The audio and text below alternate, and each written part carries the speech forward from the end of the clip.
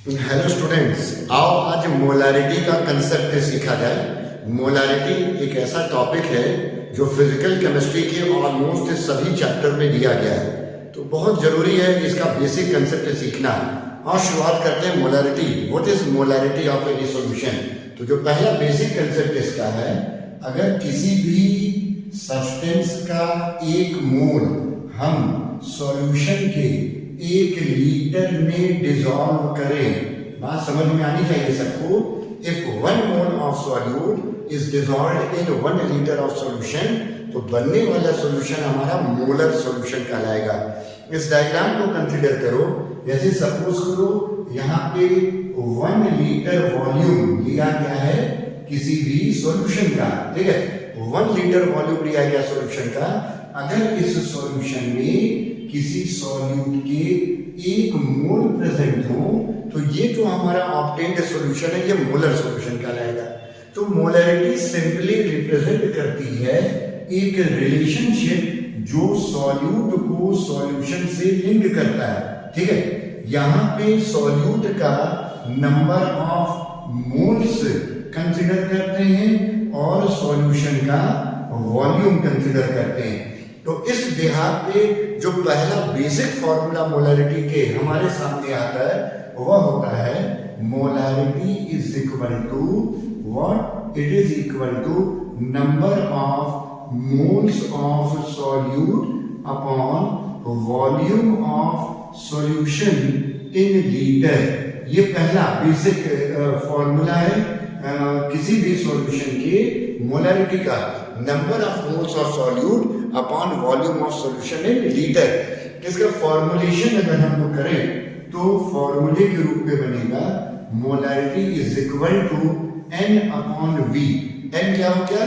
N represents number of moles of solute and V represents volume of solution. यहां पर volume को litre में consider करना है। तो इस फॉर्मूले से इसका एक यूनिट भी हमारे सामने आएगा, it is mole per litre, ठीक है। क्योंकि यहाँ पे जो नंबर ऑफ मोल्स है, नंबर ऑफ मोल्स का बेसिक फॉर्मूला क्या होता है? इधर देखो, number of moles is equal to weight of the substance upon molecular weight of that substance. यहाँ पे वेट को हमेशा ग्राम में, यूनिट बहुत इंपॉर्टेंट है, वेट को हमेशा ग्राम में कंसिडर करना है। तो इस बिहार पे अगर इस फॉर्मूले को यहाँ पर पुटअप किया जाए तो क्या हो जाएगा? देखो, n की जगह क्या लिख सकते हैं? It is equal to W/n। यहाँ पे W किस यूनिट में है? It is in gram. और ये तो नंबर ऑफ मोल्स हो गया, V यहाँ पर रहेगा, V किस यूनिट में? It is in litre. तो इस बेस पे हम मोलारिटी के एक और यूनिट लिख सकते हैं, that is gram mole per litre. तो देखो, there is no any difference between mole per litre and gram mole per litre.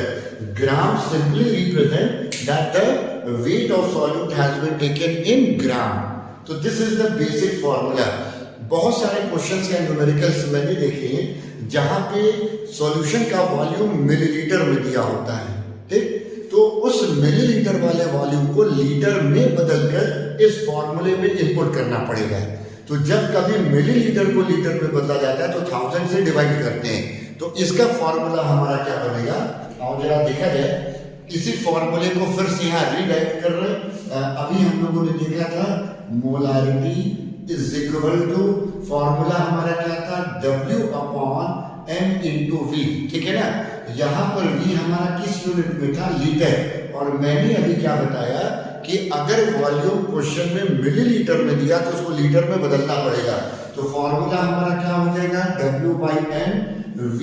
अब ये चूंकि मिलीलीटर में है और लीटर में बदल के रखना है, तो ये 1000 से हम डिवाइड करेंगे, ये 1000 चला जाएगा ऊपर, और मोलारिटी का वह बेसिक फॉर्मूला, वह सबसे ज्यादा यूज में आने वाला फॉर्मूला हमारे सामने आएगा 1000 W/mv। ये एक ऐसा फॉर्मूला है, देखो, जब तक तुम फिजिकल केमिस्ट्री पढ़ोगे, किसी भी क्लास का पढ़ोगे, ये फॉर्मूला तुम्हारे हर जगह काम में आएगा। यहाँ पे W क्या चीज है? व्हाट इज W है?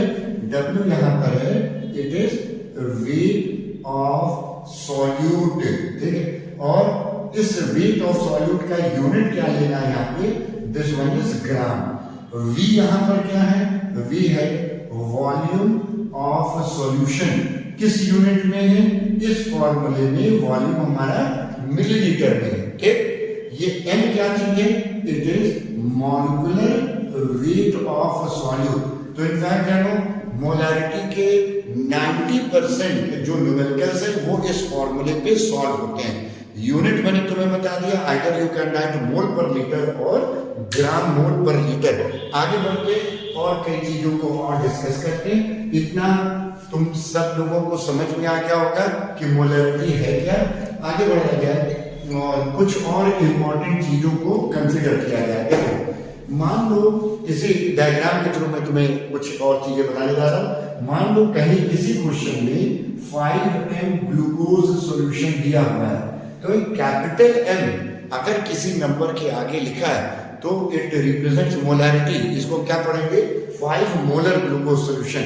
क्या मतलब होगा 5 मोलर ग्लूकोज सॉल्यूशन का, ये एक ऐसा सॉल्यूशन है जहां सॉल्यूशन का वॉल्यूम है 1 लीटर और इसमें जो सॉल्यूट है यानी कि ग्लूकोज, इसके 5 मोल्स प्रेजेंट हैं। तो 5 moles of glucose found present in 1 litre of solution, ये हो गया हमारा 5 मोलर ग्लूकोज सॉल्यूशन का मतलब। ये इंपॉर्टेंट चीज है, न्यूमेरिकल्स में आता है, जरूर इसको समझना चाहिए। अब कुछ टर्मिनोलॉजीज में बताने जा रहा हूं जो कि काफी न्यूमेरिकल्स में यूज में आती है। जैसे कहीं अगर दिया हुआ डेसी मोलर सॉल्यूशन, तो डेसी मोलर सॉल्यूशन का मतलब होता है m/10 सॉल्यूशन।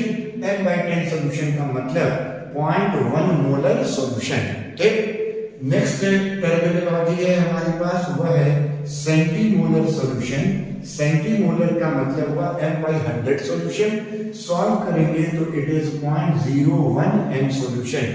किसी न्यूमेरिकल में अगर एक टर्म आया मिलीमोलर सॉल्यूशन, तो millimolar solution means m/1000 solution. Solve करेंगे तो 0.001 m सॉल्यूशन।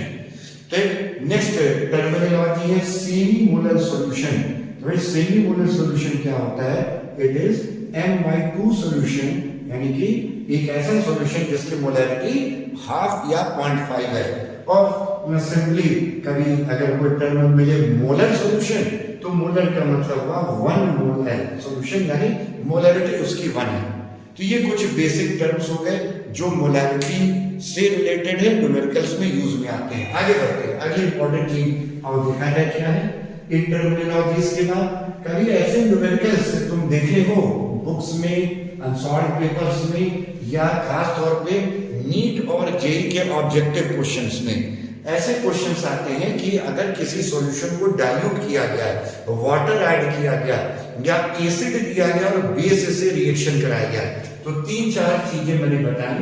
अगर किसी न्यूमेरिकल में आया सॉल्यूशन का डाइल्यूशन हुआ है, डाइल्यूट किया गया, या उसमें वाटर को ऐड किया गया है, वाटर एडिशन का केस है, या फिर कोई एसिड दिया गया है और बेस से उसका ट्रीटमेंट, उसका रिएक्शन कराया गया है, तो अगर कोई एसिड बेस न्यूट्रलाइजेशन का कोई क्वेश्चन तुम्हारे सामने हो, तो इन सभी केसेस में फॉर्मूला की यूज हमारा होता है m1v1 = m2v2। ठीक, अगर मान लो कि एक सॉल्यूशन है जिसको डाइल्यूट किया गया है, तो पहले डाइल्यूट करने से पहले उसकी मोलारिटी m1 और वॉल्यूम v1, डाइल्यूट करने के बाद मोलारिटी m2, वॉल्यूम v2। अगर एसिड बेस का हमारा कोई क्वेश्चन है, तो इसको अगर तुमने एसिड कंसीडर किया तो ये बेस होगा। एसिड की मोलारिटी, एसिड का वॉल्यूम, बेस की मोलारिटी, बेस का वॉल्यूम।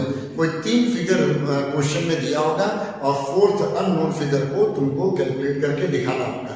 तो ये हो गया हमारा डाइल्यूशन एसिड बेस न्यूट्रलाइजेशन से रिलेटेड न्यूमेरिकल क्वेश्चन।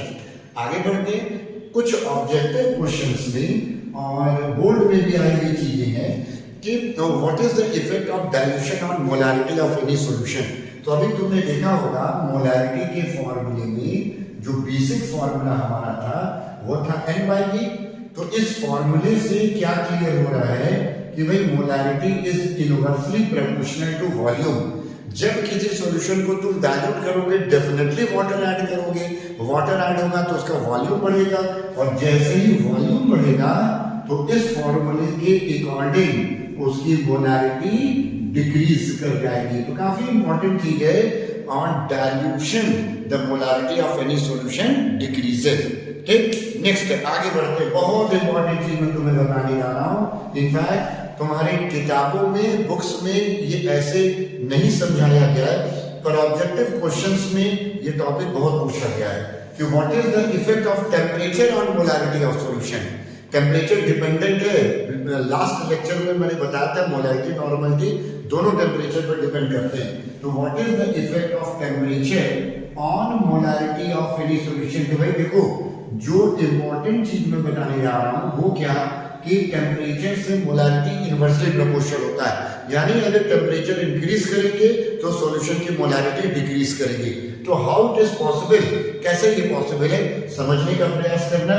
जब भी नॉर्मलिटी मोलारिटी के एक्सपेरिमेंट्स किए जाते हैं तो ये हमेशा क्लोज्ड कंटेनर्स में किए जाते हैं। अगर क्लोज्ड कंटेनर है तो क्लोज कंटेनर का मतलब हुआ कि वॉल्यूम को, सॉल्यूशन के वॉल्यूम को तुम चेंज नहीं कर सकते हो।